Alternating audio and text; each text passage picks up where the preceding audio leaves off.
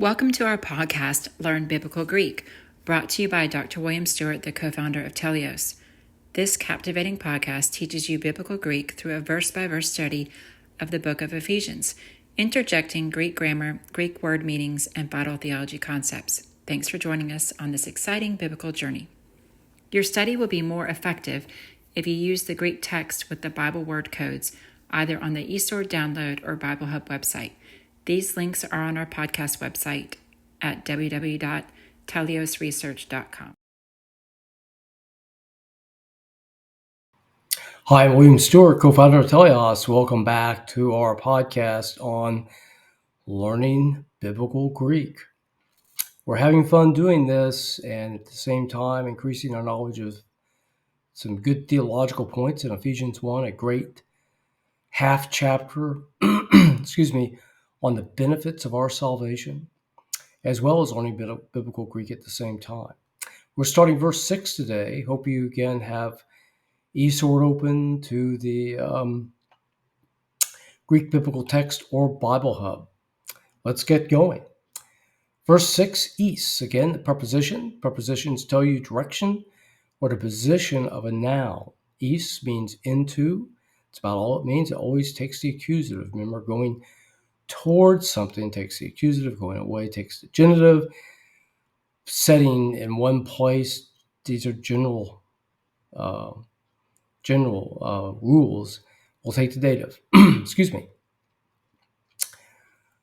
Following is the noun, the pronoun. So that will take the accusative, as we talked about, and the on, remember, is the masculine singular. So you have os for the nominative, ou for the genitive, masculine singular, and that omega, for the dative.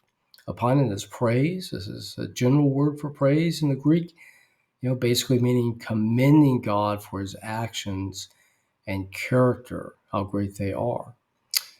Doxy, where we get doxology in church services. This is the eta s ending. So remember, this is making a feminine, generally first declension.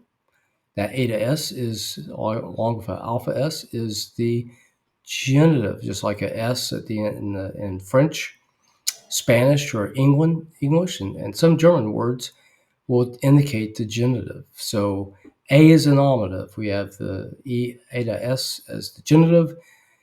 Just the eta or alpha will be the dative, and then an will be the accusative in the singular, feminine.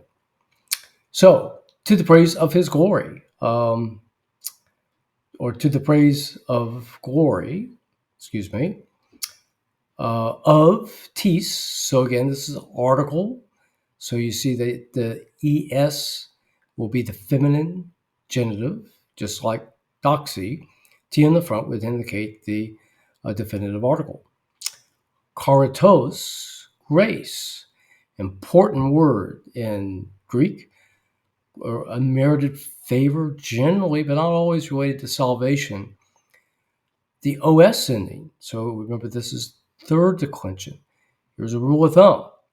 When the ending of the article and its noun differ, it's generally third declension. The third declension is a combination of about 6 different declensions, boiled down from the original Sanskrit, from which Greek is thought to derive. Karit, then it ends in a consonant, these third declensions, and then a consonant. Karit is the root word, and you add the os, you get the genitive. So the glory of grace, afto, remember this is ou again, genitive, masculine, singular, can be neuter, but in this case it refers to God. Praise of the glory of his grace. In, so again, the most common preposition, inside something, by, on, around, always takes the dative. It's staying in place. E, which in this case is a relative pronoun, and in the feminine, you see the eta. It's like the article, but without the T. I mentioned earlier the article could be a relative pronoun. That's not right. The article is an article, or it can be in front of a preposition, which we'll come to here next video. So in which, or in who, so it could be who or which, this relative pronoun, we'll see this a lot. And in this case, Roy may be acting as a pronoun. He graced us. Otherwise, this is the verb form of charis, ikaritosin. So he graced us or favored us. And again, it's in this aorist tense. It's the only tense we've seen so far. Remember, it's the punctiliar, one time tense. We don't have it in English, Western languages. It's in Russian, which is close to this. It's with the whole act being seen. So verbs, and this is controversial, but I put stock in it myself, verbs around our salvation that talk about our salvation are generally in the aorist because it's a one-time completed event. And this is what he's graced us with, our salvation, a one-time completed event. Christ died on the cross for us. So again, let's break this down. We have the eta on the front. That's the augment, means past tense.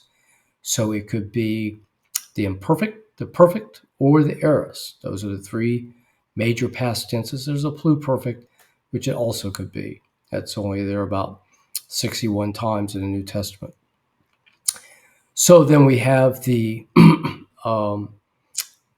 we do have the SA, but in this case, it's SEN. That means it's the third person singular. That A becomes an E in the third person singular, which we'll see a lot. Again, because the augment is there, it's indicative, it's real, it's facts, okay, not wishes or desires. So we have the augment, we have the root word, characto, SA, which is really SE in the third person singular, ending in the N. So he graced us. All right, so let's stop there. To review, we've gone into the praise of his glory, into the praise of glory of his grace, in which he favored us or graced us. Wonderful salvation. Wonderful God. Thanks for being here. See you next time.